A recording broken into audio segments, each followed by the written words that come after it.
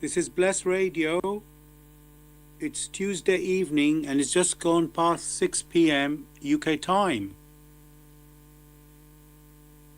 This is the Spiritual Discussion Program. And I'm Saad in Southeast London. And very shortly my colleague Gregory will be joining us. The aim of this show is to introduce you to the spiritual knowledge in the light of truth, the Grail message by Abdushin. And every week we have a topic for discussion. The topic of this week is fear. My colleague is now with me. Gregory, how are you doing? And how is the weather where you are? One is fine. It's getting dark and it's raining. Okay. Here in London it is, it has been overcast, but now I can see actually a little bit clear sky, relatively speaking. And yes, it will get dark very soon, I will say. You can see that.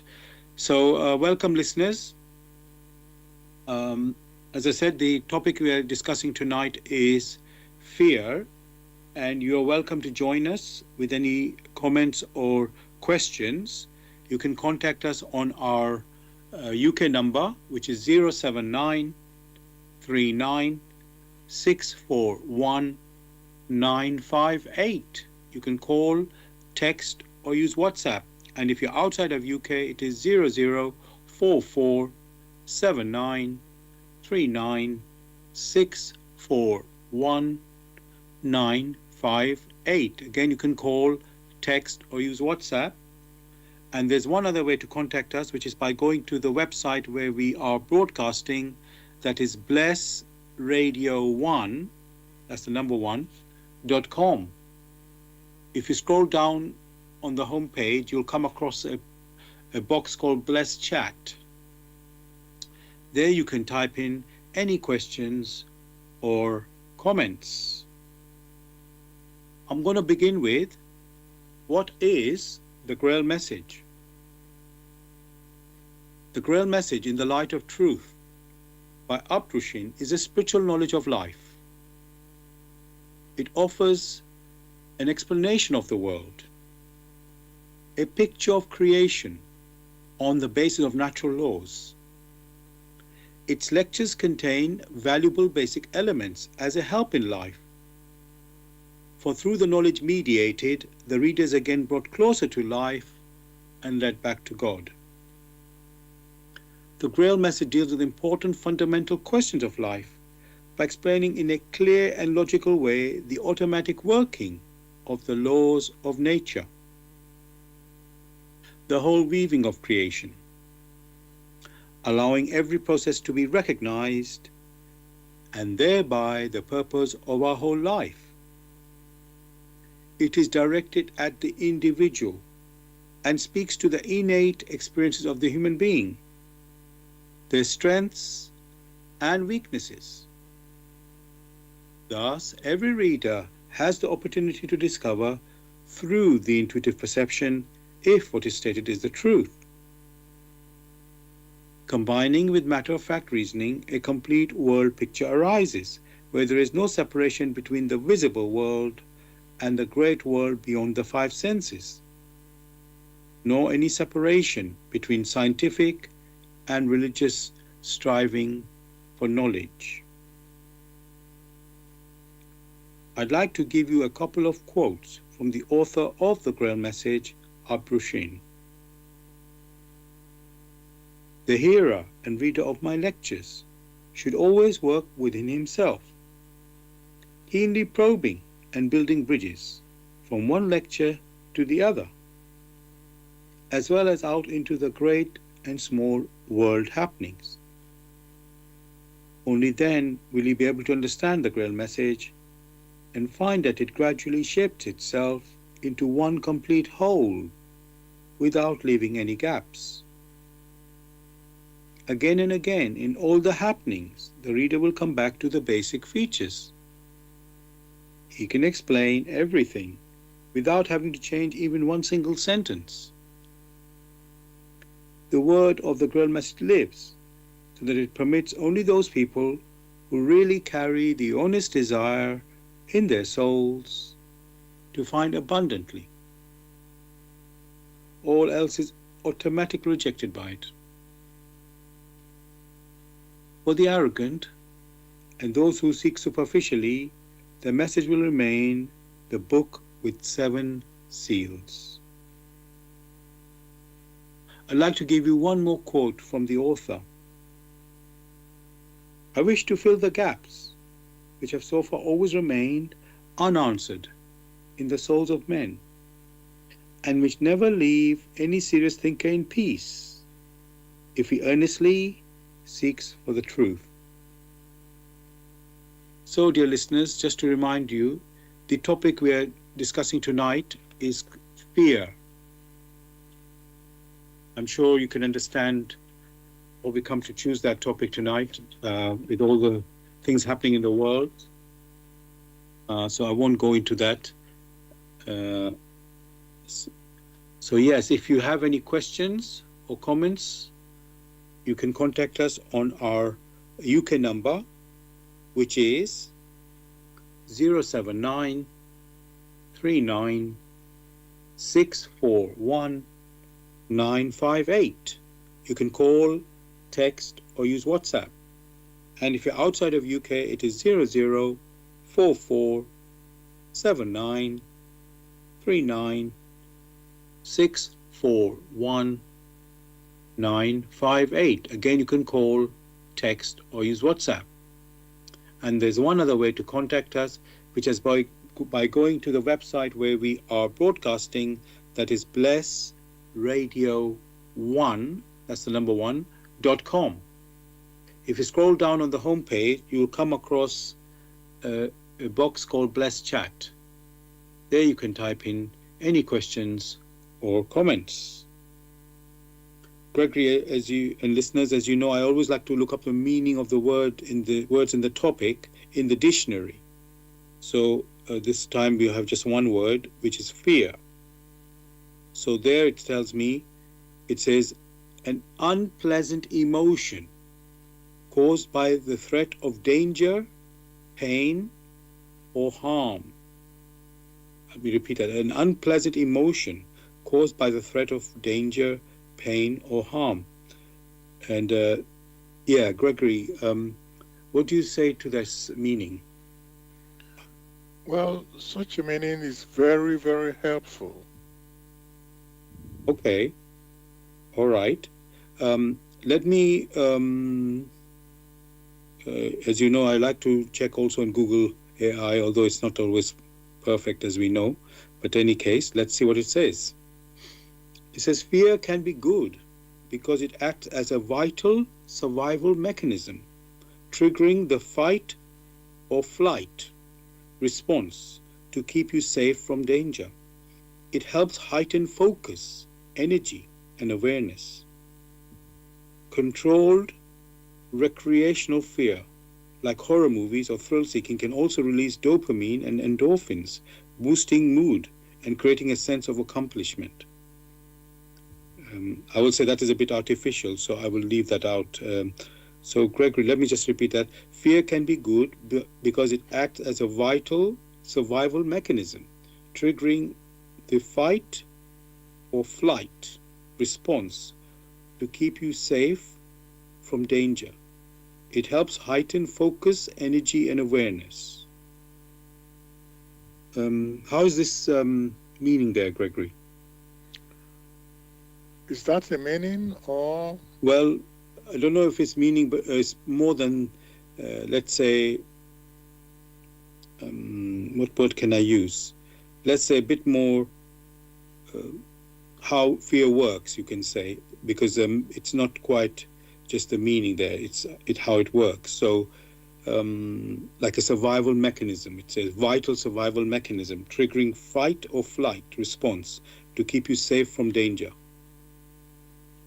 So maybe I should not, let's just say that's what we find in the Google.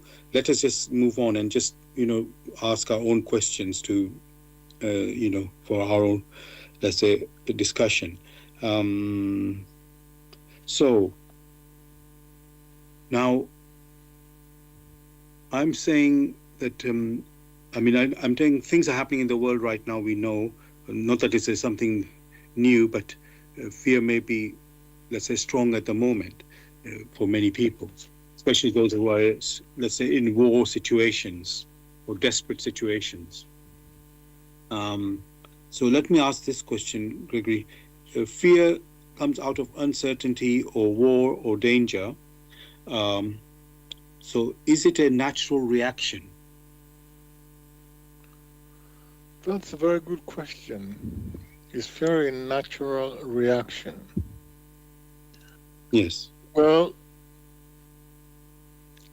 when one reflects calmly, you'll find that fear is an emotional state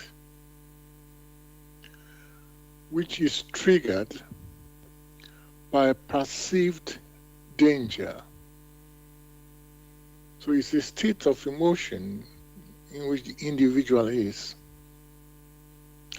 And then there's a perception of danger. However,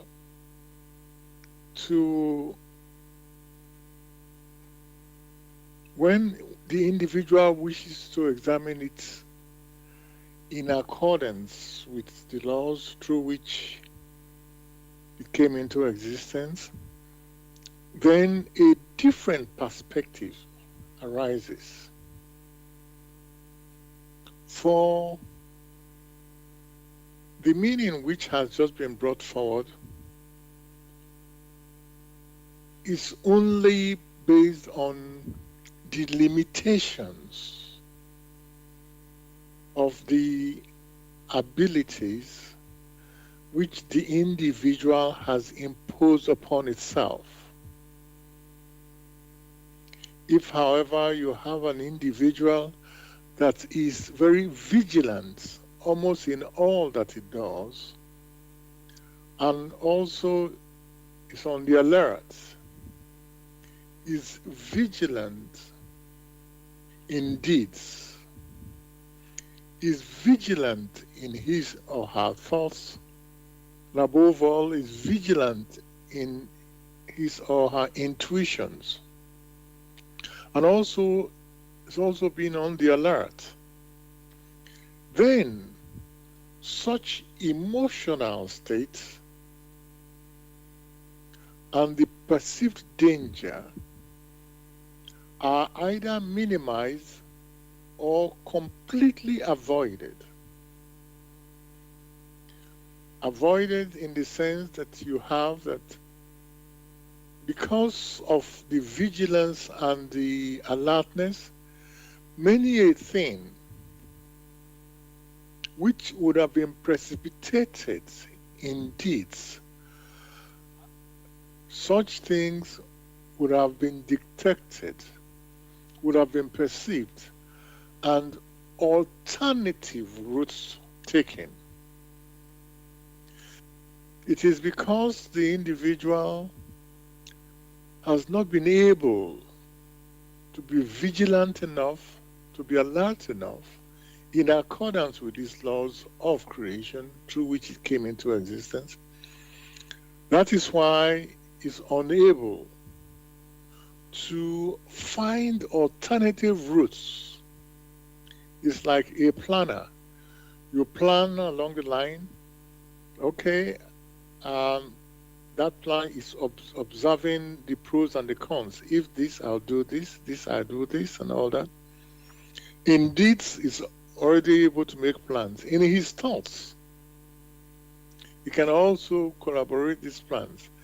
In his or her intuitions, he can do the same thing. Then, before too long, that's emotional state, which is triggered by perceived danger, has been completely avoided.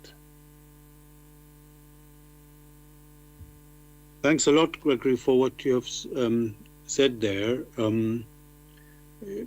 You're talking about perception of danger and vigilance, and that is, let's say, resulting in fear in, let's say, some people, perception of danger, let's say, and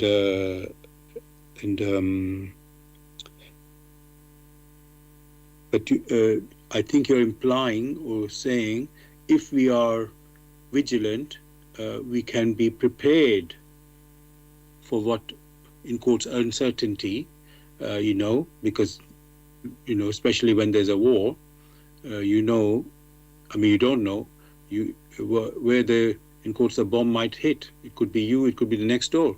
And,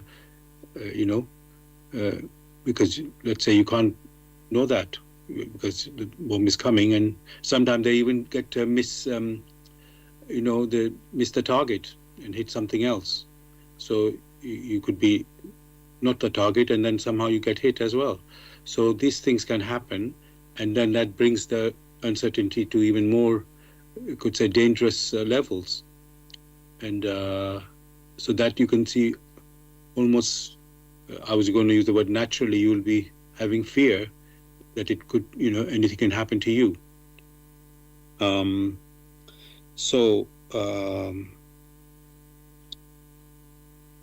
this situation, Gregory, I mean, there's always risk, as they say, risk in life. Even if you walk out of the home, you can have an accident. There's always some potential there. But this one is more, you could say, a little bit more awareness in it. Is still uncertainty is there. So I'm wondering, are you saying, Gregory, even in uncertainty, that you can, in quotes, overcome fear or not have fear? What is stressed here is that the individual that is vigilant enough, vigilant in deeds, vigilant in thoughts and in its intuitions. Many a thing that you find in deeds, that means it has manifested, and or others you think are likely to manifest in a particular scenario. Many of such things can be avoided. Can be avoided if the individual plans. Such planning is not only mere material planning or mere reflection in one's thoughts, but above all, one's reflection through one's intuition. Things don't just happen in an arbitrary manner. And you will find in many cases it is those who are daring, in spite of all the challenges that are there, in spite of all the danger. It is those who are daring who are able to find a way forward. For many who are fearful, who are crippled with fear, that emotion holds the individual back. So what is stressed here is that the individual must reflect deeply and move forward courageously, fear or no fear. And from observations, it is the fearless ones who are able to make progress, not the ones who have been paralyzed by fear. Thanks, Gregory, for this clarification and, making us recognize that this, you've used the word preparation or planning, and we're using also the intuition.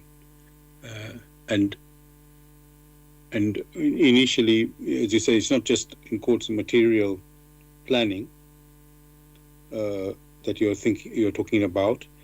It is, you could say, with the intuitive perception, you have a sense of something, let's say danger is coming. And that one, because you have that sense, you can now act in accordance with that, So in quotes, before even a war starts, if I use the example of war, you could be actually away from that situation where otherwise you could get trapped, and the uncertainty would be even much, let's say, more dangerous. So I think I'm getting where the point you're making there. So, okay. So then you were pointing that then the fear you wouldn't have a fear because you would have acted before that, where it is point of to no return, where it becomes so late that you can't do anything. So so this is why you're talking about planning, but not like planning, I'm building a house. That of course is also planning, but this is planning this time about the dangers as well. Now, let me look at another angle, Gregory, about fear. So a lot of people fear death. That is even natural death, never mind getting killed, or even some terminal illness, because people suffer that, as we know. People are scared of death. Even though, Gregory, that is one thing that is certain. So I was saying fear of the unknown or uncertainty, but that one is actually certain, that everybody is going to die. However, there's a fear. People don't want to die or don't want to face their death. What about this one? How do we should we fear the death, or how should we face death?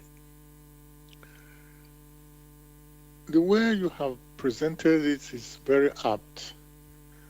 Many already know that they were born. That means they didn't just appear from nowhere. And subsequently, they also know that before too long, the time will arrive in which they have to depart this earth.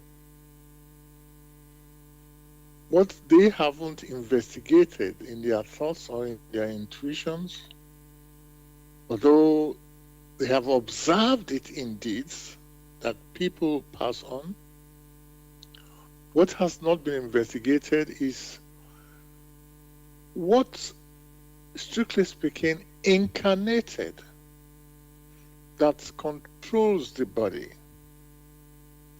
and subsequently, when the body drops, it's unable to function as it should. What is it that departs from the body? That in itself has not been reflected on, has not been investigated on, or people haven't paid attention to any of such. And that being the case, that is more like a reason why you have many in that state,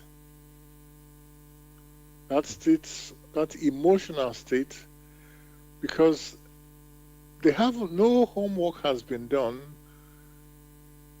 You now have that many are in a state where they perceive that harm or danger might be, in quotes, on the other side, when they are unable to use their physical body. It's understandable because many really haven't investigated. No one is afraid to go to bed to sleep. And when they go to bed and then they sleep, they know they will wake up one morning, because that is what they are used to. Just as they have woken up here on earth. Many are used to that particular scenario. The scenario where they're not used to, and what it takes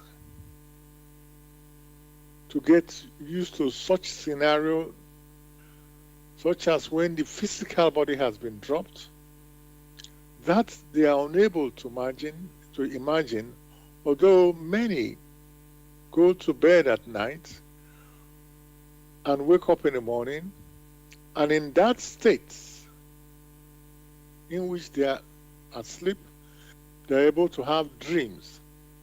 Many still have not questioned this state. What really happened? What's going on? So that lack of preparation, that lack of questioning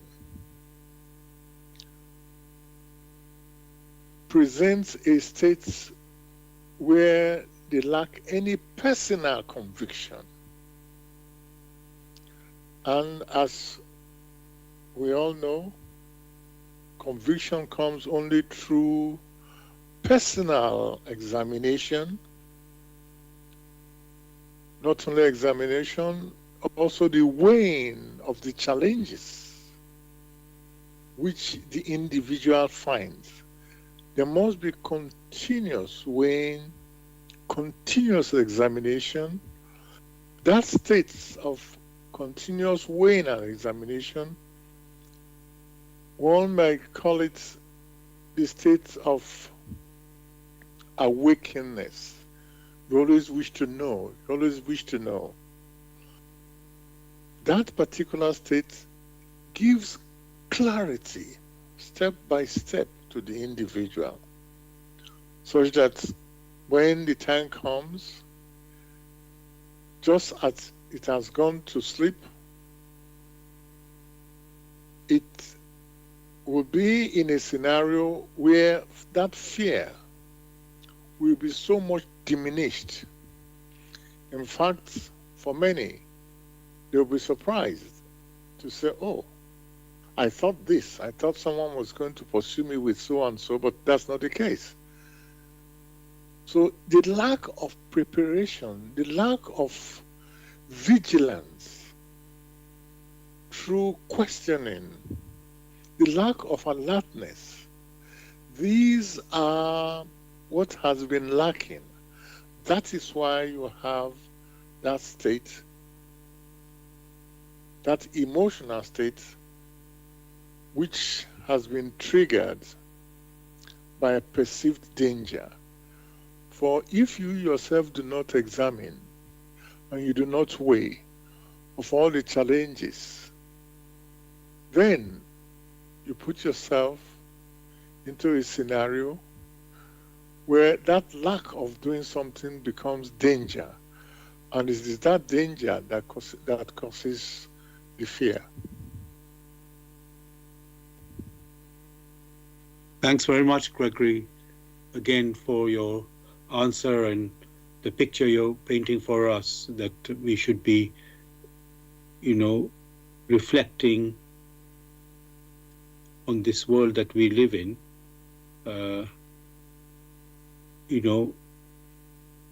Even things that we are certain happens, we are not exploring or trying to understand what is the cause or what happens next, for example. We just are going to say going through the motions of life and not trying to see, is there a purpose here? Is there something I'm meant to do?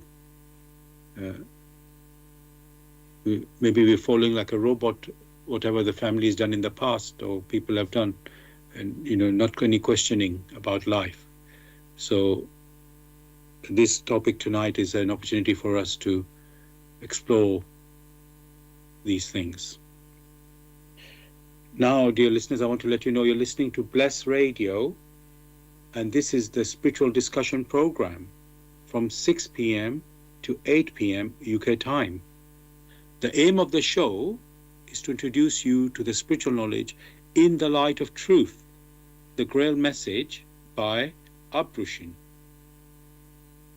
If you want to know more about the Grail message or want to get a copy of the Grail message for yourself, you can go to this website, which is www.grailmessage.com.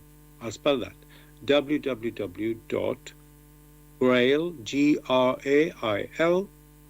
message, MESSAGE.com. And the topic that we're discussing tonight is fear.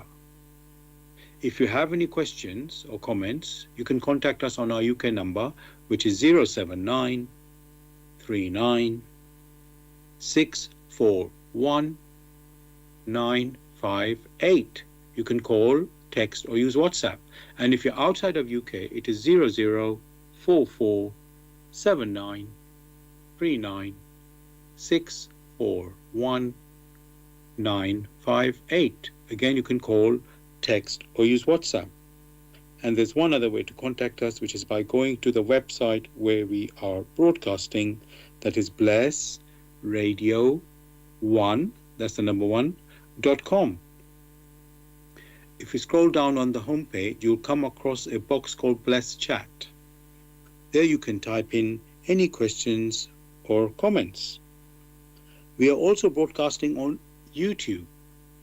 Go to youtube.com and type in the search box Bless Radio 1, that's the number 1 there, space, Grail message, space, fear, which is the topic of the show tonight.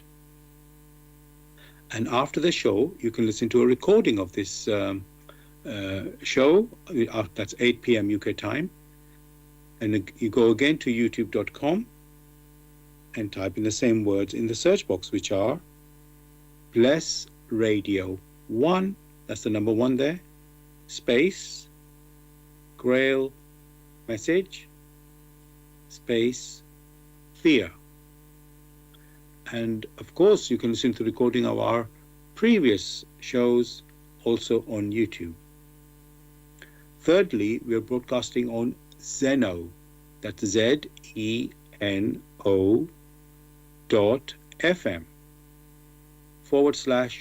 /radio/Bless Radio 1. That's the number 1 there again. Now,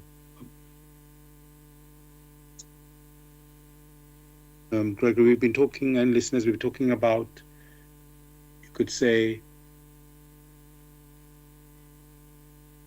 how we can act in fear, with fear, or even be prepared or plan, through our way of being, in using our intuition. So becoming aware and acting accordingly, so not having to be caught up in fear. And then fear, as we know, in some people will lead them to freeze and not act, which would be crippling, as you said, Gregory, and could be disastrous. In other situations, it may make us wake up and defend ourselves and act. But of course, there's a danger that it could be too late to escape from a situation.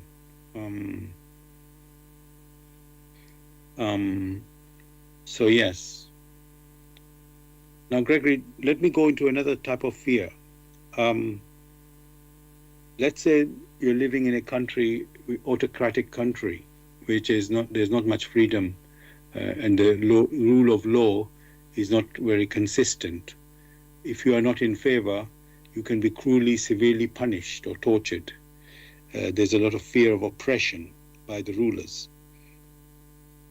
And so one question may arise.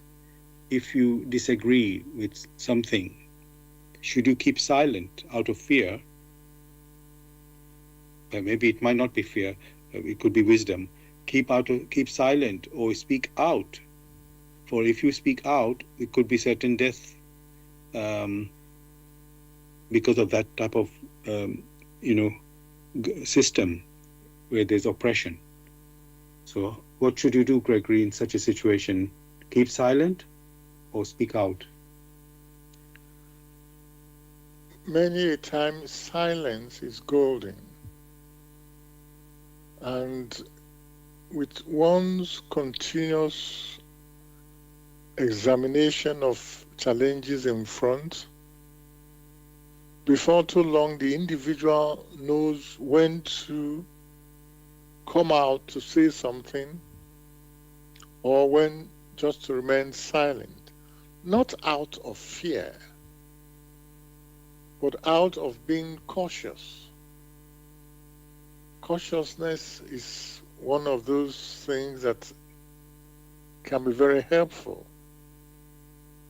For even in silence, one should not take one's eye from the ball, but in silence, the pressure builds up within the individual. And as long as the individual is focused, before too long, changes or even some simple cracks or the possibility may be granted the individual to leave such a scenario to a much better place.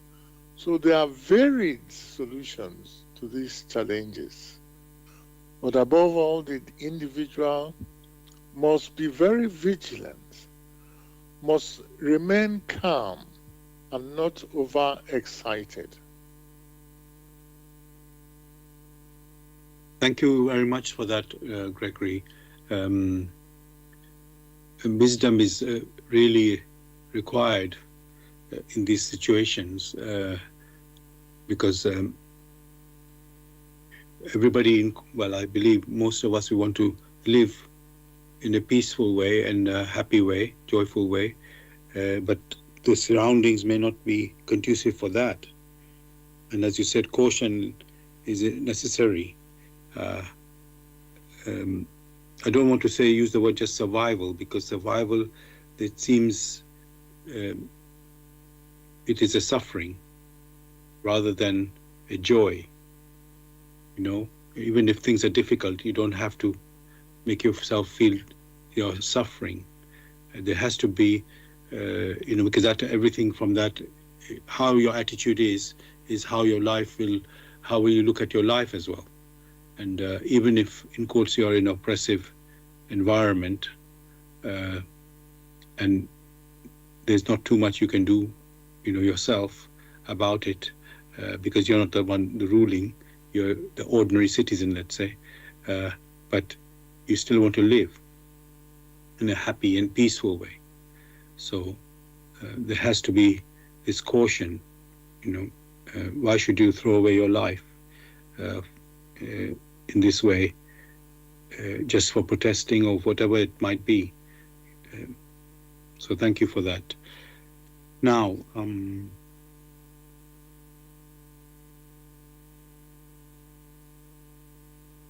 know this might sound a bit, let's say, a question which is something not so relevant today. Well, let me say it anyways. So in the, let's say, olden times, especially when we had kings, we still have kings, but let's say the kings and queens who are ruling pretty much, let's say, on their own, not because there's some other government around. They're the deciders. But anyway, there used to be this words or concept that they have a divine right to rule, these kings or rulers, as if they are somehow divinely guided to rule. But even there, we saw with such kings, or mostly kings, I won't say too many queens, there was oppression and suffering to the people. So, Gregory, can it be, when these people claimed that they have been divinely chosen, or to rule. Could it be that it's right, or is yes? Can you help us to understand that? Well, many persons, through their activities, they have the right to say whatever they wish to say. However, it is the impact of their activities on the society that is what is being judged. If the impact on the society, on the wider society, is not beneficial, whether he or she is the king or queen or whatever they care to call themselves, that one will show before long.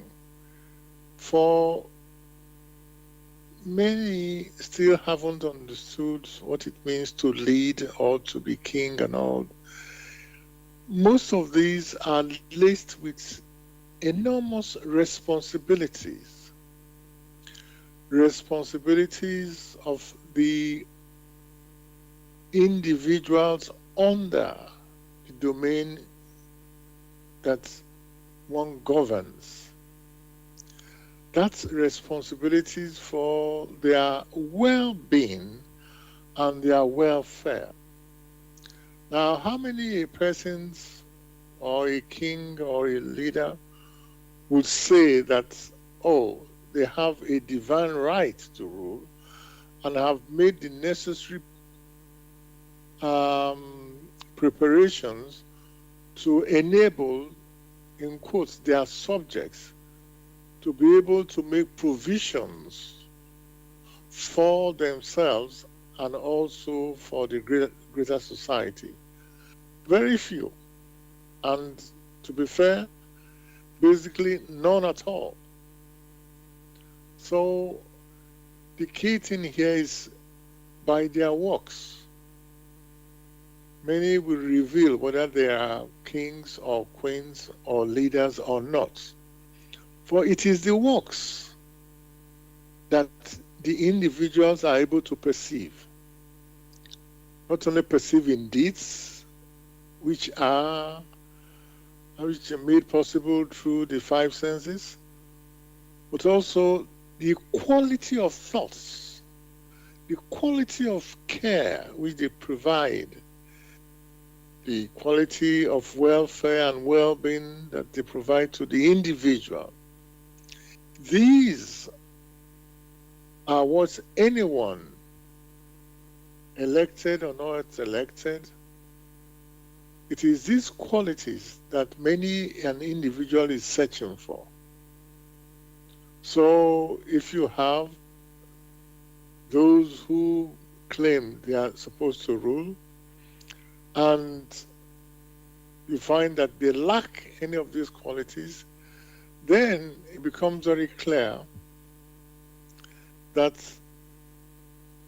they lack that possibility which is necessary to be able to provide the necessary care and welfare for the people. So all the talks about divine this and divine that are only rhetorics for a cover-up. Thanks again, Gregory, for this answer there. I want to follow that with another, you could say, similar question. Now, there are countries where the rulers or religion is a big part of the life, and even in some of these places they're called religious police, but I don't want to focus on that too much. Basically, religion is considered important, and there are leaders who are, I can say, ruling under the religion. Well, they claim that these are the religion's doctrine and rules, which they want their subjects to follow, and if they don't, there's some consequences for them which are not nice. And these religious leaders or consider themselves to be representative of God. I know it's not quite the king, but that's what they're talking. This is religion now, so it's not just the country. There's some moral code as well, which they are trying to enforce, which brings fear, especially if some people don't wish to. Some may even are not even of this religion, and they have to obey because they're the minority, you can say, or at least that is the system in that country, and they have to follow that system. So my question on that is, Gregory, when some religious leaders claim to be representatives of God, and they're so-called enforcing that system to everybody, is that the right way to rule? I mean, everybody's an individual, so should they be free as an individual to decide, I wish to follow this way and not that way, or because of the system of the country being enforced, they have to follow the system? But one can already say that such practices violate the common sense principle that each individual is granted the free will to make decisions. So you find when you have the so-called religious bodies putting forward some rules, which rules themselves they cannot really understand, that already enables the individual to know that these people lack the intrinsic understanding of these laws or rules which they have put forward. Many still confuse spirituality with religion. These are far apart as heaven and earth, whereas that which is referred to as spirituality, that has to do with the inner core of man and the communication between the spirit and the individual in flesh and blood. That only occurs through one's intuitive perception. Whereas when religion is talked about, these are a set of practices. Some set of practices can enhance the communication between the human spirit and the individual in flesh and blood. There are other sets of practices which completely negate that. And so you run into a quagmire when you have that the practices in which you have religious bodies have put forward, when they then run counter, when they violate that principle in which the individual has to make use of his or her free will, that does not augur well for the individual and already demonstrates the lack of understanding of the laws of nature or of the spiritual laws, which, however, the religious personnel or those who hold on to it, these spiritual laws which they yet do not understand. That being the case, they try to put something in its place and force people to it. So religion and spirituality are very far apart.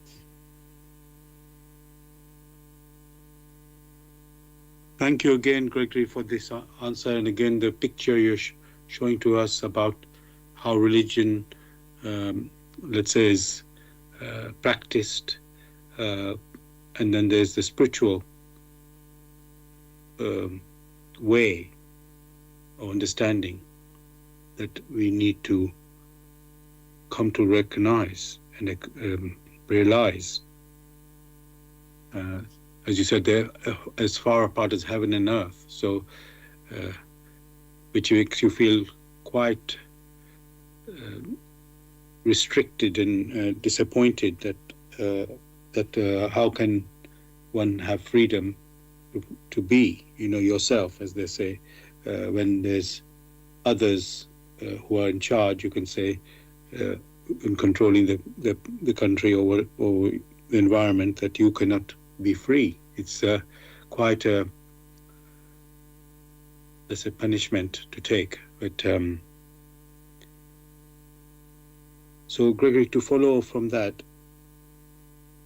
when you are stuck in this situation, are you, let's say, how do you, how can I say, live in this sort of scenario that you can still, can you say you can be happy with it or tolerate it, or can you be patiently wait for the time for collapse of this type of system? Many a person remains silent and in patience they continue to live an inner life which is different from what they exhibit out there. But that's the only way they can live their lives. And that being the case, silence is golden. They can also enrich their inner lives by being forthright, by being supportive of their fellow human personalities, by showing concern, like it is said, one for all and all for one, through what is being referred to, the love for one's neighbor. That means the welfare and the well-being of one's neighbor. If that becomes paramount, the individual is still able to fulfill the tasks without violating any of the spiritual rules which it is subjected to here or hereafter. Thanks again, Gregory, for that. Because when we are talking about fear, and you could say happiness and living in joy, or happiness, I just said that. So one must have like a peace of mind, which, and that requires, let's say, quite a strength from the human being, that, despite the difficulties around you, you can face this world, with some inner strength, with some, let's say, comfort, because otherwise it looks like a hopeless or despairing situation, that you're overwhelmed, that you're just struggling. And then I'm not even talking of a struggle of the, let's say, food or home or being poor or whatever. This is says inner, freedom of a human being. So thank you for that. Now,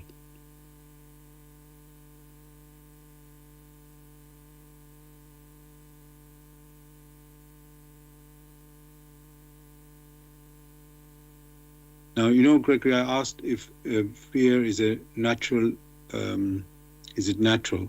So what I want to ask is, as I say again, this could sound like a silly question. Can one prevent fear? Of course, one can prevent fear, like it's been discussed, through the vigilance vigilance and alertness, particularly in spirit and in one's thoughts. For in that particular scenario, before anything becomes perceptible in deeds which are recognizable, that individual must have sensed what needs to be done and works or acts on it. If you have an individual who in their past earth life has committed so many an atrocity, in which many knots have been tied, which knots will drag the individual down. If, however, in this particular earth life, he or she strives to be proactive, proactiveness in the sense that it senses the need to be of help to its neighbor in all that it does. The well-being and the welfare of the neighbor comes first. Such selflessness will help to build an aura about the individual. Not only that, many a return which is laced with danger, such will already be severed. And at the same time, the individual builds an environment about itself, an environment in his thoughts, in his intuition. That environment becomes so very light, such that that which would have struck it terribly is either greatly reduced in its intensity, or even if it gets into the environment, it will be disintegrated. So with such an individual, there will be no need for fear, because many a thing he would have done will be done in joyful activities.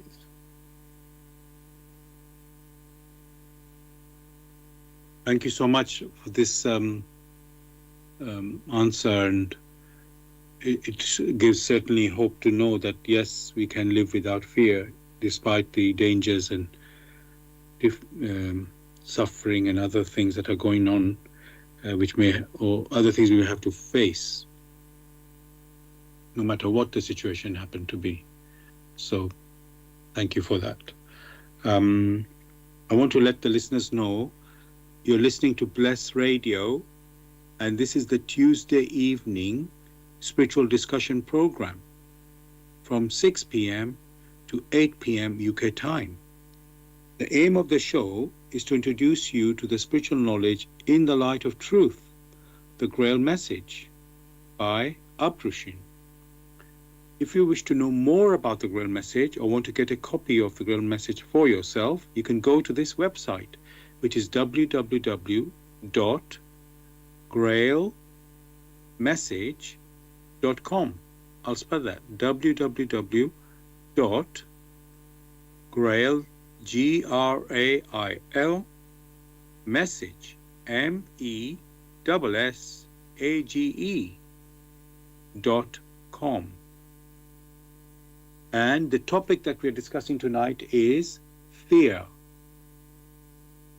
If you have any questions or comments, you can contact us on our UK number, which is 079 39 641 958. You can call, text, or use WhatsApp. And if you're outside of UK, it is 0044 79 39 641 958. Again, you can call, text, or use WhatsApp. And you can also contact us by going to the website where we are broadcasting, that is Bless Radio 1, that's the number 1, bless.com. If you scroll down on the homepage, you'll come across a box called Bless Chat. There you can type in any questions or comments. And we are also broadcasting on YouTube. Go to youtube.com and type in the search box. Bless Radio 1, that's the number 1 there, space, Grail, message, space, fear, which is our topic tonight. And then after the show, which finishes at 8 p.m. UK time, you can listen to a recording of this show, also on YouTube. Go to youtube.com and type in the search box the same words when we do the live show, which are here, Bless Radio 1, that's the number 1 there, space, Grail, message, space, fear. And of course, you can listen to the recording of our previous shows also on YouTube. Thirdly, we are broadcasting on Zeno, that's ZENO.fm/radio/bless radio 1. That's the number 1 there. Now,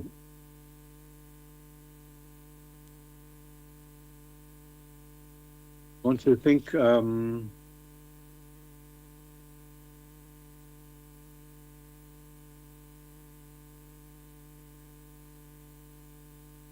this is again another type of fear, Gregory. We're living in this new age of AI, artificial intelligence, which is able, well, I say able, it's a tool, and it seems it's developing very fast and capable of, yes, doing a lot of things that we need in life or we do in life. But then there's a big worry in the whole world, you can say, where people are concerned that they will lose their jobs because the machines will replace humans in certain jobs, not every job, but a lot of jobs. And and that will be quite a disaster for the human, well, at least it appears so. That is causing a fear of losing jobs or the future of this world with all this technology advancement. So is that fear, Gregory, justified? Strictly speaking, that fear is not justified.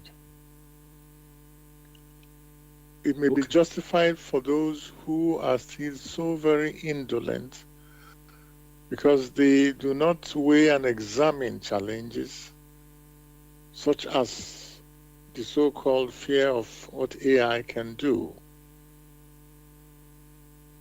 It reminds one of the earlier times when, for transport, only donkeys, horses, and camels were available to be used by many. Subsequently, when the era of the car, of vehicles came in, the association of camel owners and horse owners and donkey owners felt that they would be sidetracked and didn't wish to invest in mechanical things such as the car. But that is history now. And that being the case, you now have that the so-called AI has come in. AI does not replace the human personality in its perception. Just as the cars or the vehicles of nowadays help the individual to move faster to accomplish that which it needs to do, so also is AI in a position to help the individual to accomplish some tasks faster. However, whatever task has been done using AI, or the appropriate task, there is a need to do a verification, a thorough verification. That is how it is. So, definitely, the current tasks which many and individuals are engaged in can easily be done using the tool. The tool remains the tool. It is not the individual. That tool is only capable of doing things in quotes, mechanical way. That tool has no spirit, whereas the human personality is of spirit, and therefore has a wider range. It is not tied only to things of the earth. It is, in its intrinsic capability, is able to perceive, to some extent, the thoughts, or above all, the realm of the intuition, which is of spirit.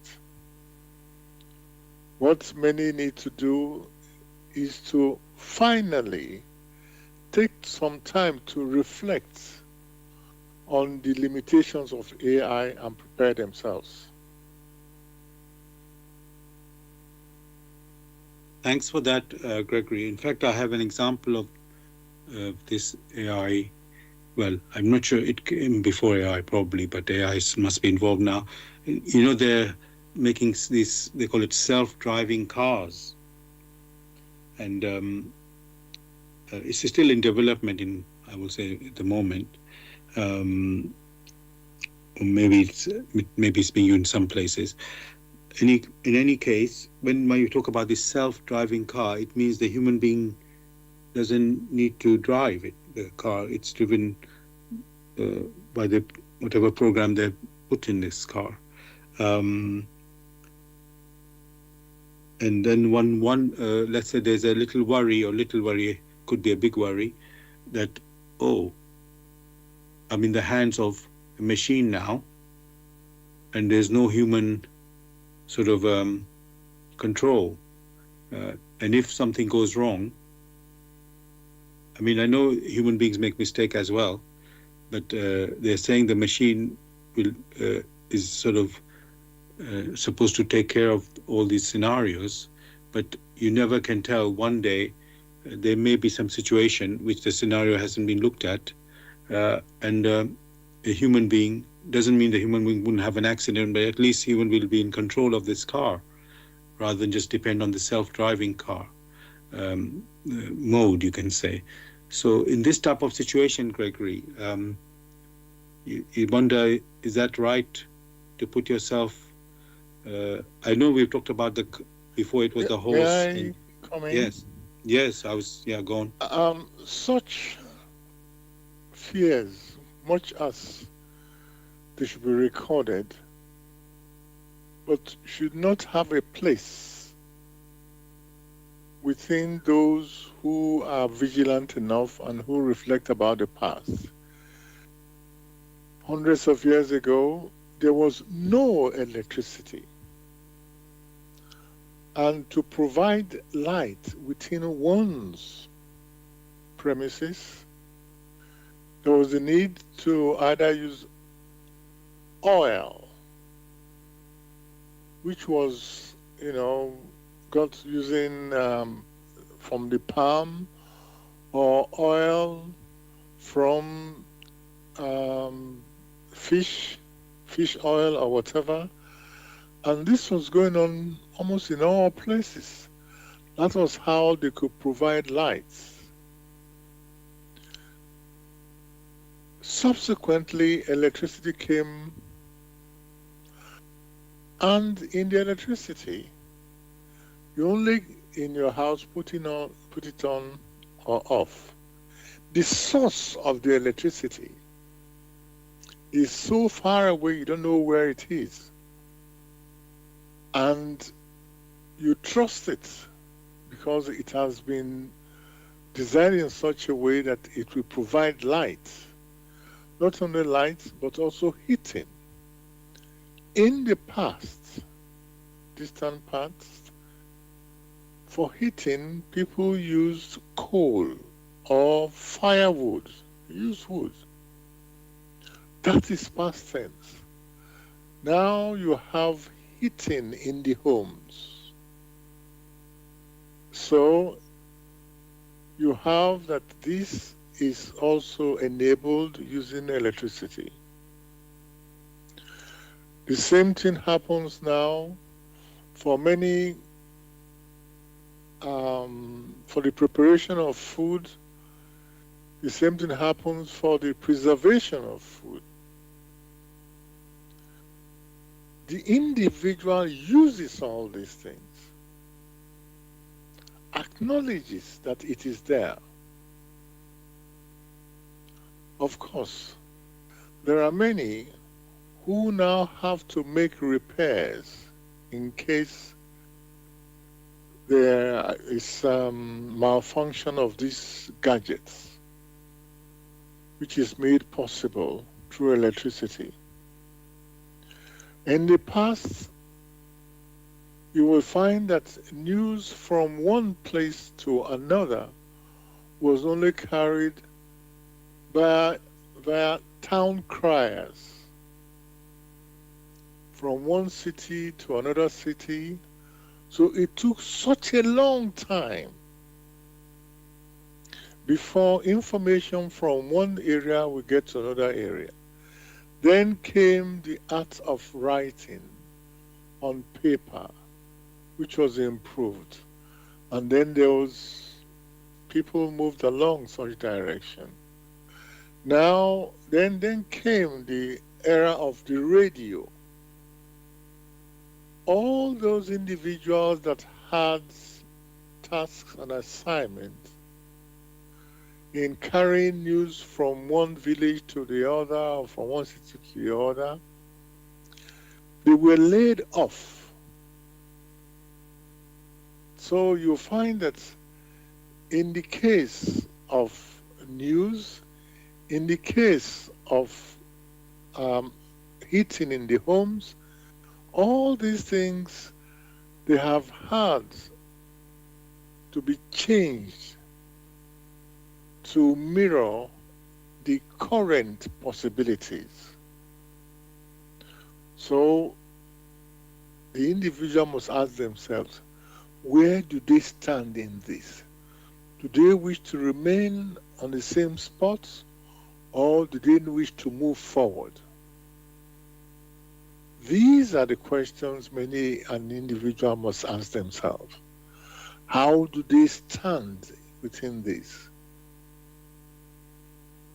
Thanks very much, Gregory, for this answer and the history you've given us there of things in the past, which, let's say, people may have feared at that time, and then new things came, and it was accepted, and nobody even blinks anymore. Oh, that this could be disaster or trouble. It's become safe. It's not a danger. So, and yes, there's always development. So it's, the first thing that was made, it may not, the first model of something, it won't be 100% safe or perfect. And it's, when I say perfect, that sounds a bit too strong. It wouldn't be the best, model. But over time, they perfect those, you could say, weaknesses in these models. And they become very, like accepted by everybody because they become so safe. So yes, the fear initially may be there, but then time proves that actually these inventions are actually very good and helpful, like an advancement for everyone. And yes, people are still there working. They haven't lost their jobs. They may have lost that particular type of job, but then there's something else people are doing. So there seems to be a way where we continue moving forward, you can say. So thank you for that. Now, I just want to go back to these wars that and conflicts that we are facing and have been facing for a long time in the world. And yes, Gregory, even we've had nuclear bombs in World War II, which ended the World War II, and there's always this fear that maybe there will be a World War III, which could have, or it doesn't have to be in a world war. There could be some nuclear bombs being used, which we know are terribly devastating. In fact, the idea is that, and some people say that the idea of the nuclear bomb is to become a deterrent, that it will never be used because the people know it's so devastating. However, you can never tell if one country or some ruler may decide, no, if I don't use it, I might lose it. If I'm going to lose, I better make sure the other side also suffers seriously. So there's always this potential fear of that. So, Gregory, I want to ask, not that I wish that to happen, but if this, what can I say? If that,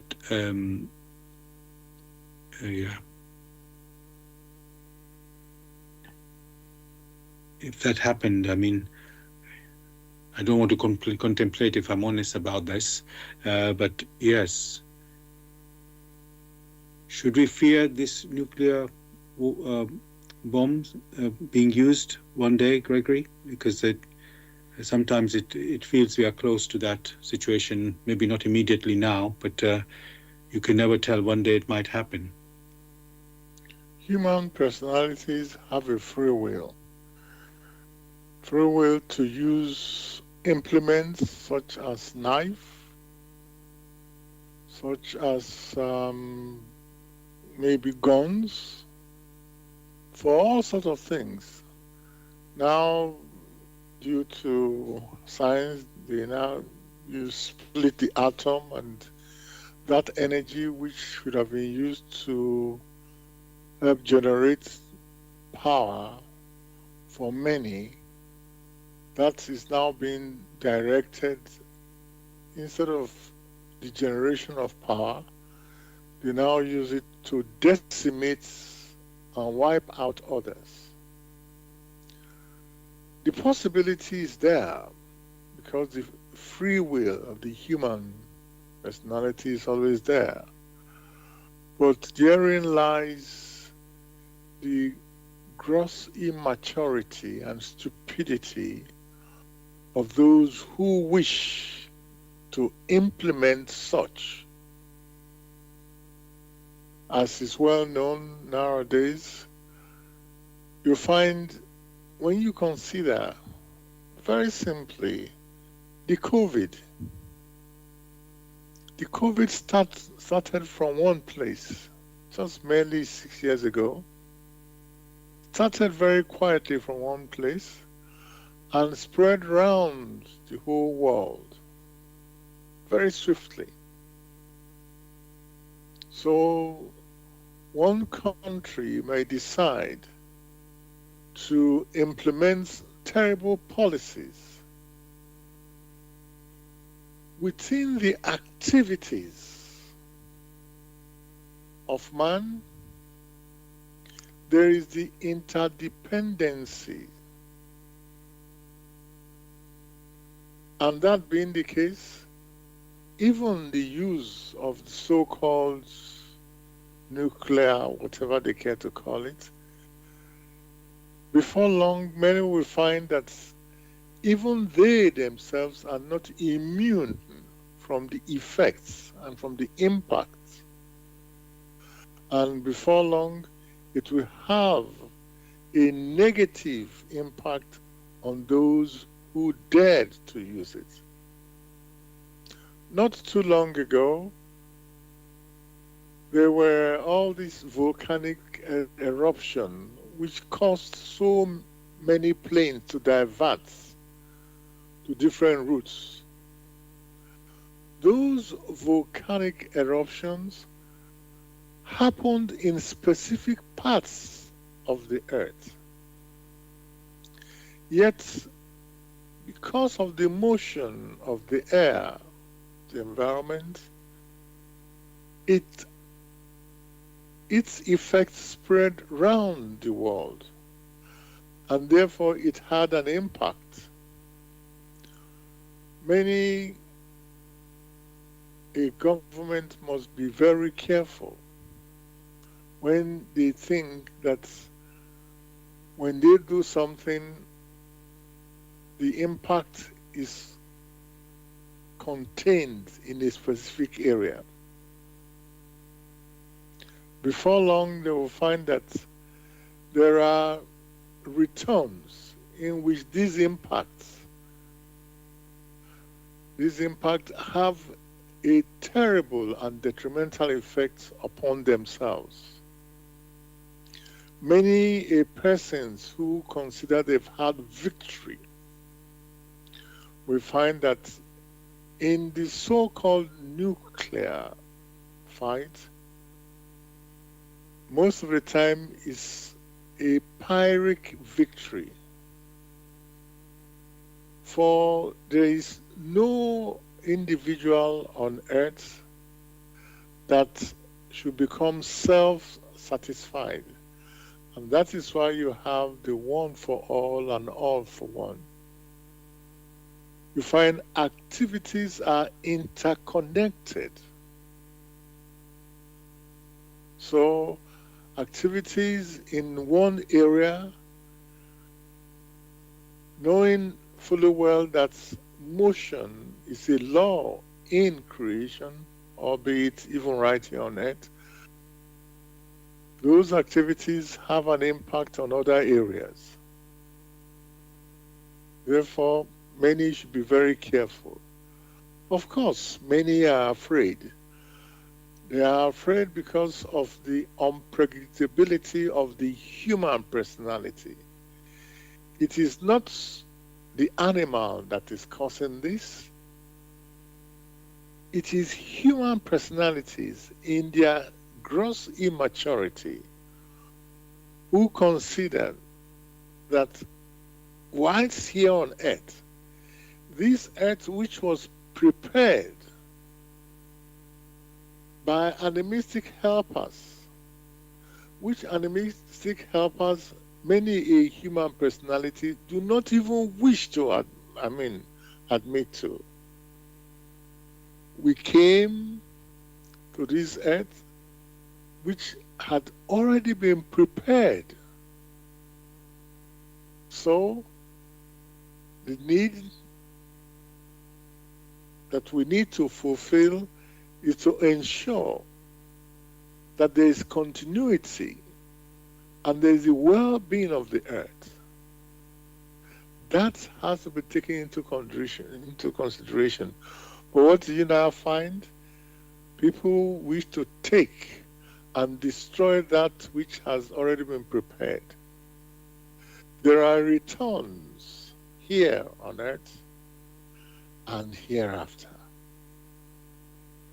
Therefore, the individual must awake from their slumber, for the returns will be deadly. It is the returns that they have to fear. Once they have violated the law that granted them the opportunity to mature as self-conscious human personality.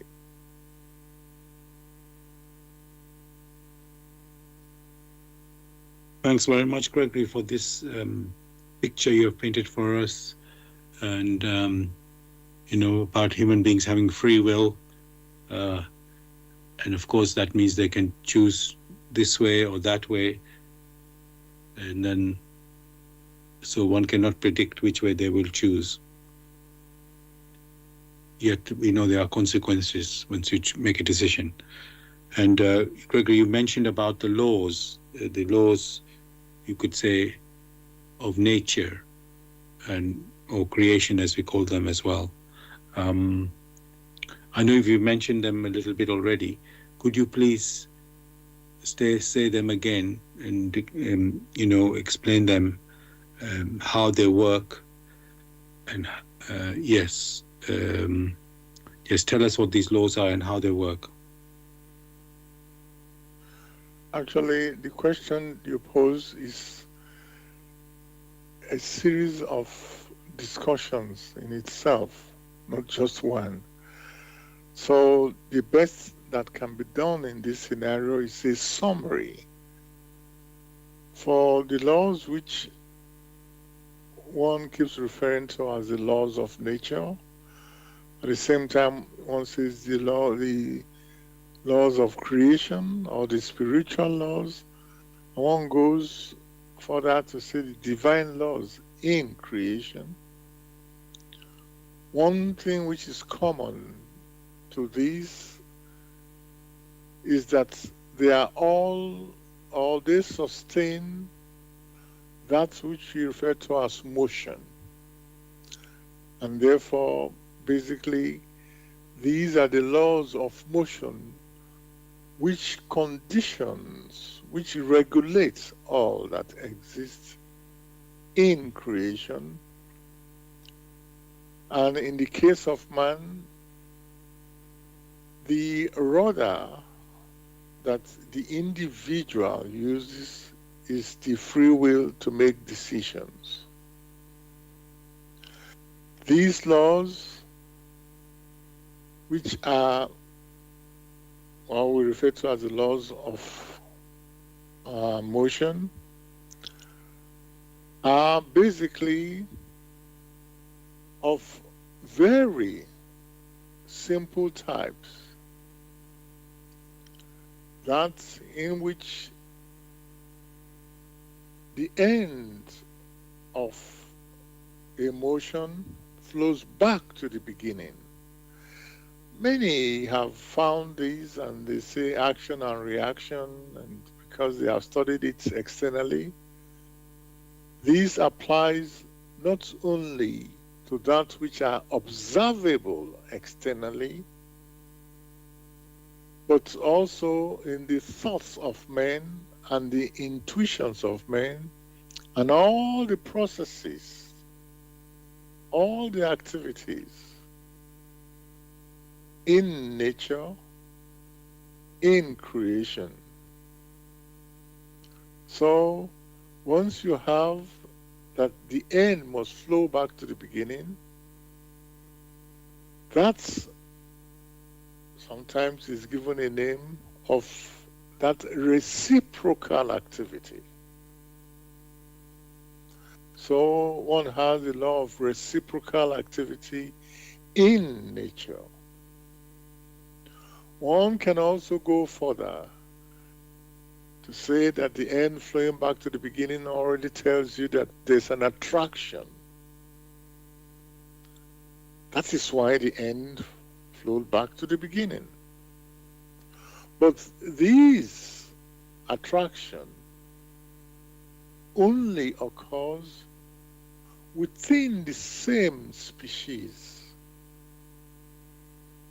For in nature, in creation, activities are such that a balance must be maintained. So we now have that in which the end flows back to the beginning, in which one can perceive that law of the attraction of homogeneity, in which when it comes to some specific activities within a species, for a balance to be achieved, for an attraction to be achieved, then there must be that which is homogeneous. Thereafter, many have sensed this and say birds of a feather flock together, like father, like son. These are just external observations, but there is more to it internally. The motive must be examined. Then you also have the other case in which the end does not flow back to the beginning. That is a type of motion in which, when the end does not flow back to the beginning, one must be heavier than the other. Because in that scenario, you have densification. And whenever you have densification, one part is heavier than the other. And in that case, many now have in their observation, they call that gravitation. So we have the law of spiritual gravity. And these can easily be understood when one considers that which is denser is slower in its vibration. That which is not as dense is swifter in its vibration. So that which is slower, or that which is denser, which density is perceptible many a time to the individual, is such that when an individual is engaged in ignoble activities, which does not swing, which does not resonate within the laws of creation, such activities do not permit the individual to rise higher, because its vibration becomes sluggish and they cause so much havoc. In that case, those of low vibrations which violate the laws of creation are pushed aside due to their density. In that particular case, the individual is unable to feel lighter. For when one considers that if you do that which is good in accordance with the laws of creation, that particular individual feels lighter. But when one does that which is ignoble, it's as if some threads have been tied, some threads have been knotted, which that individual, for it to progress further, needs to sever before too long. So basically, the three laws which govern the activities in nature, in creation, are that of reciprocal activity, that of the attraction of homogeneous species, and that of spiritual gravitation. That spiritual gravitation is also mirrored in earthly activities, in which that which is heavier sinks, whereas that which is lighter rises. These are the key three laws which manifest in all activities in which the individual is able to perceive with the five senses or not with the five senses. For that of the five senses is that which is perceptible in flesh and blood. Beyond that is the human soul.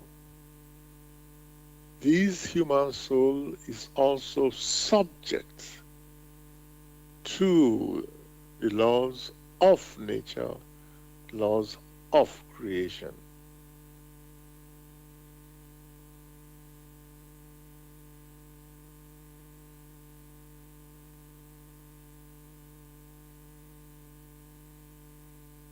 Thanks a lot, Gregory, for telling us about the laws of creation or nature or divine laws and explaining them as well.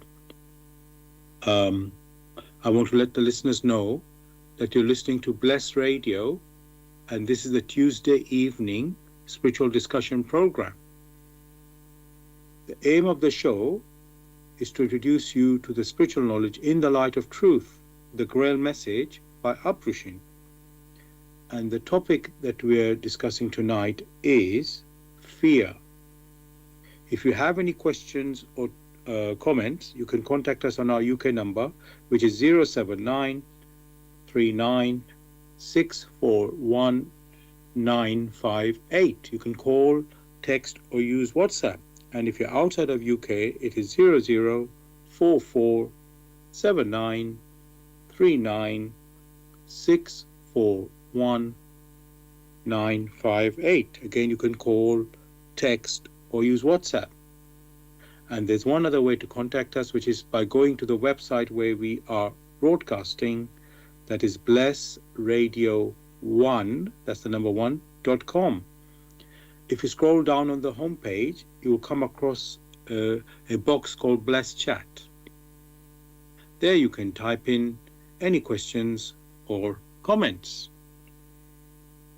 And we are also broadcasting on YouTube. Go to youtube.com and type in the search box Bless Radio 1, that's the number 1 there, space Grail message, space fear. So this show is showing live, of course, and it is on Tuesdays from 6 p.m. to 8 p.m. After 8 p.m., you can listen to the recording of this show. Again on YouTube. Go to youtube.com and type in the words in the search box, which are Bless Radio 1, that's the number 1, space Grail message, space fear, which is the topic of the show tonight.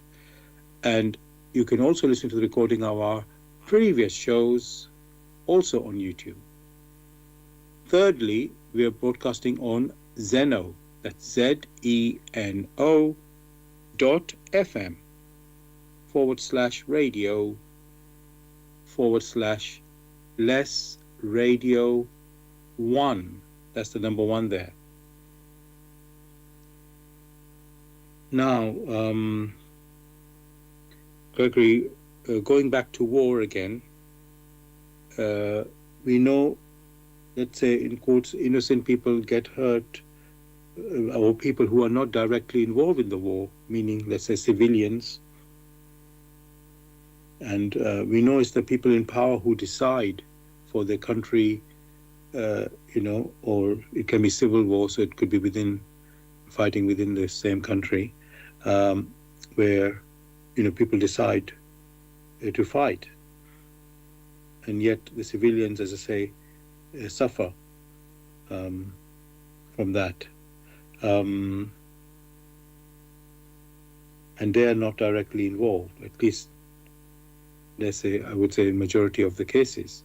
And then we've just talked about, Gregory, these natural laws, the laws of creation, which is, let's say, what you sow, you shall reap, or law of reciprocal action. And so one wonders, if this happened to me, something happened to me, a civilian, am I guilty of something that this happened to me? Or is it that because I am in this country and these are my rulers of my country who have decided to do this, it's like I have to face the consequences of that. So, Gregory, can you help us to understand the civilians, I'm putting the word in civilians there, who are not directly involved, when they suffer, are they guilty of something when they get whatever damage that can happen or injuries that can happen? And even, Gregory, you can have, as we know, with children, psychological damage. Not only children, it happens with adults as well. So there's this many facets of things that happen to people in courts who are not supposedly directly involved. So is there some, how can I say, justice there that they have to go through such a experience? Many things that people refer to as justice, the correct concept they lack. At the beginning, the stress was that individuals,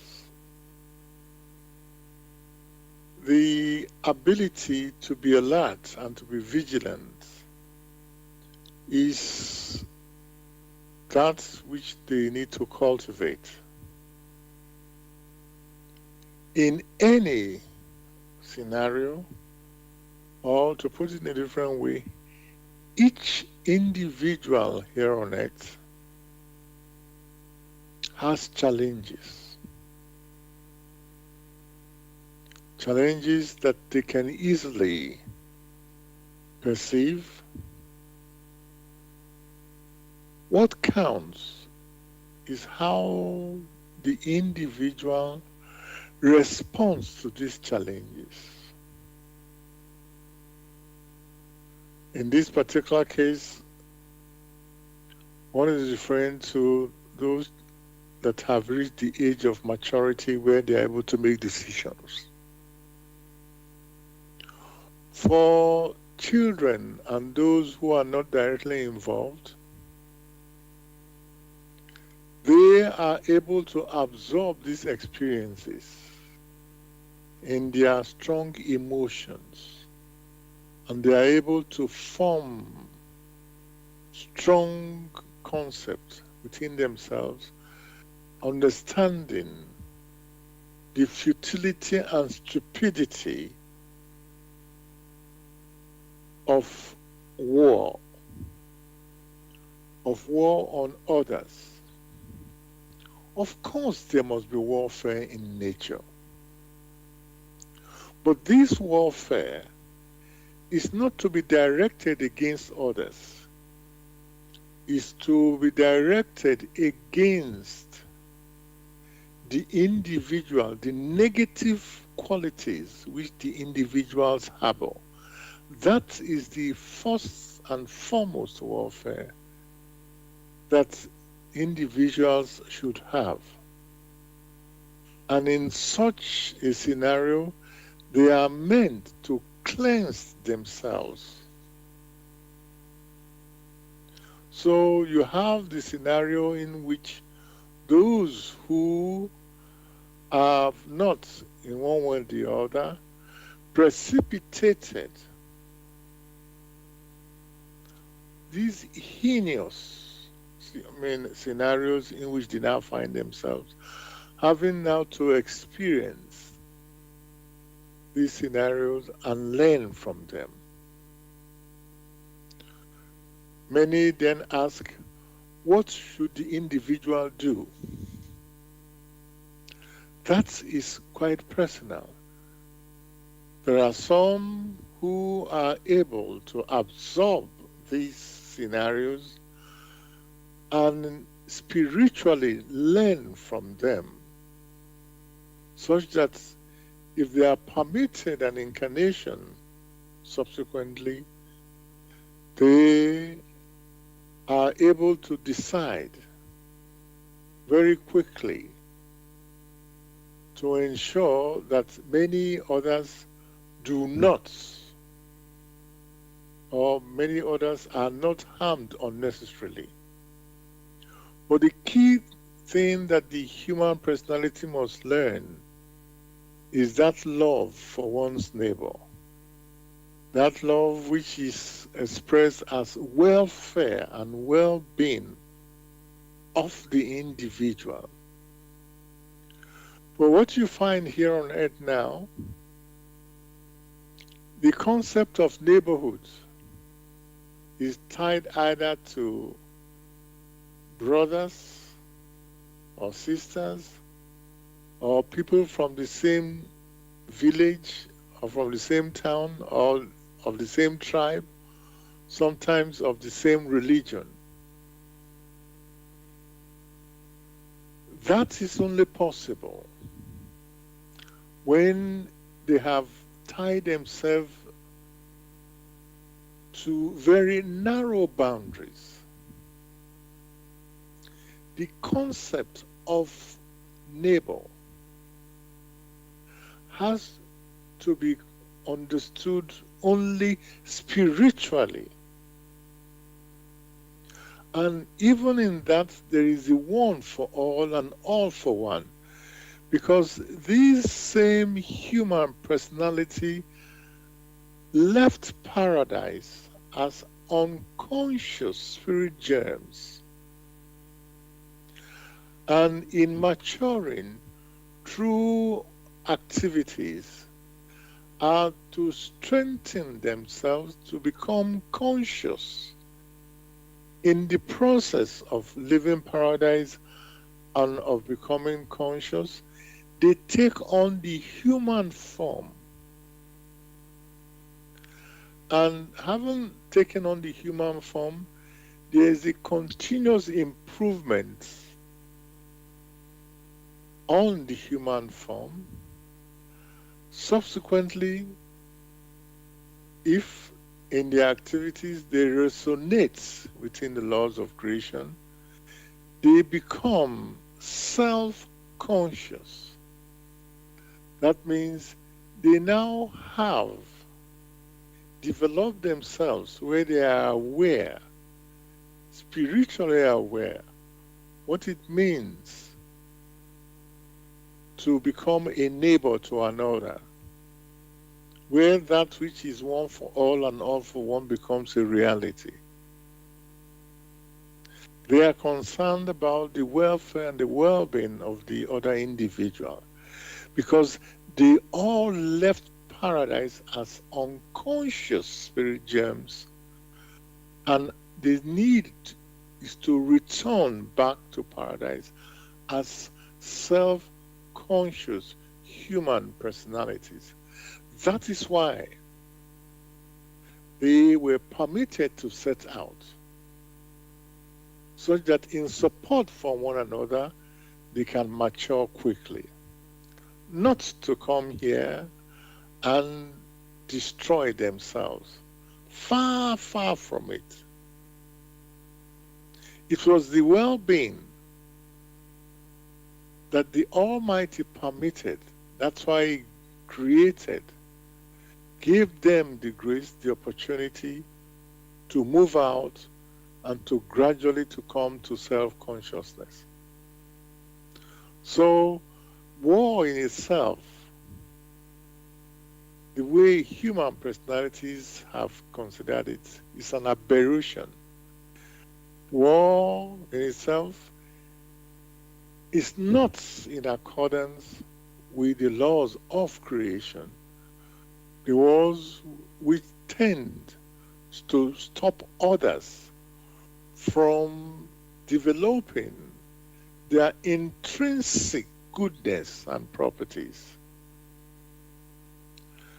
One thing must never be forgotten, that which the individual has sown here or hereafter that precisely is what it's going to reap many times over. Whether that individual considers others to be of his tribe or not of his tribe. Many a time, it doesn't make any sense when one comes to consider the overall picture. You find that it doesn't make any sense and it can never make any sense. Where you're supposed to have support, you now have destructions. But those who have had to suffer, even those in silence, they should conduct themselves in such a way so that when the time comes for them to leave, they will have ensured that they only defended themselves and did not do something to the others to destroy their talents.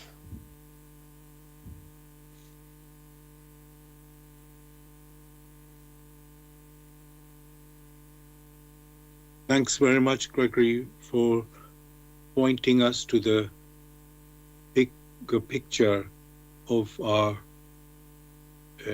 purpose as a human being, and all for one and one for all, working for the welfare of each other, and even remembering that this earth life is part of our journey of development.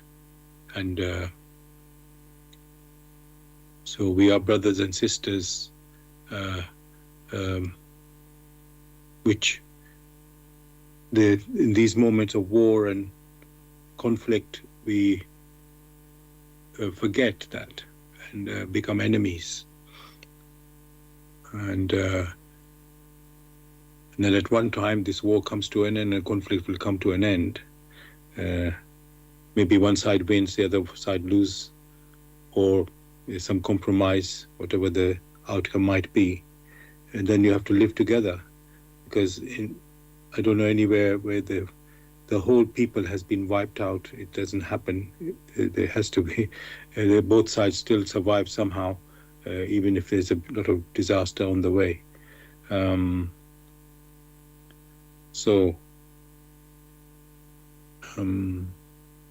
Gregory, I know we haven't got too much time left, but this point, when two parties have been warring or having conflict, and at one point they come to the end, they need to, how can I say, come together and talk, even if it is not completely resolved at the end, but that is like what happens. So how can this hatred, Gregory, can be overcome? Because when you're fighting, that is probably the motivation. So how can we come to the peaceful end in this type of problems? You mentioned when they still have to talk. War, as it manifests on it, is like an illness. And in that illness, you'll find that many are unable to control themselves, their anger, their response to challenges. One may consider basically one's thoughts. These are feeder roots of energies, which energies are that of destruction. So you have that must be considered. And in that case, in which you have feeder roots that help to accumulate hatred, the individual must, in their thoughts, learn not to provide the thoughts of hatred, not only in their thoughts, but also in their intuitions. And that was why I want to make that statement that every individual has a challenge. It is how the individual responds to these challenges that defines the individual. Before long, when that individual comes to realize it is live and let live, then many of these things which they hold on to, things will become clear.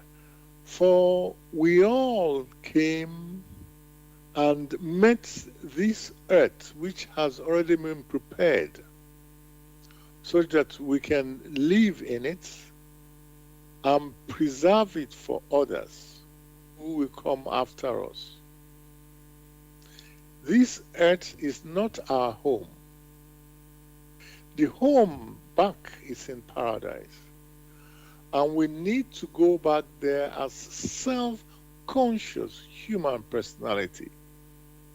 This is what many here on earth have never ever considered. Hence, discussions such as ours, which has a framework in the light of truth, which light of truth presents the overall framework, what man is and how creation functions, not to talk of this small little earth. It enlightens the individual that the only way forward is one for all and all for one. And instead of fighting terrible competition, it should be cooperation, just like you have in a team. It should be cooperation, just like you have in a band. These are the things which the individual have not really concerned themselves with. As soon as they now know it is they themselves, through their activities, that they have accumulated terrible thoughts and terrible intuitions and all that they do, that is what has precipitated what is now manifesting as wars. As soon as they come to realize that and they stop that channel, then the earth will become purer and purer, and then they will be able to live with one another.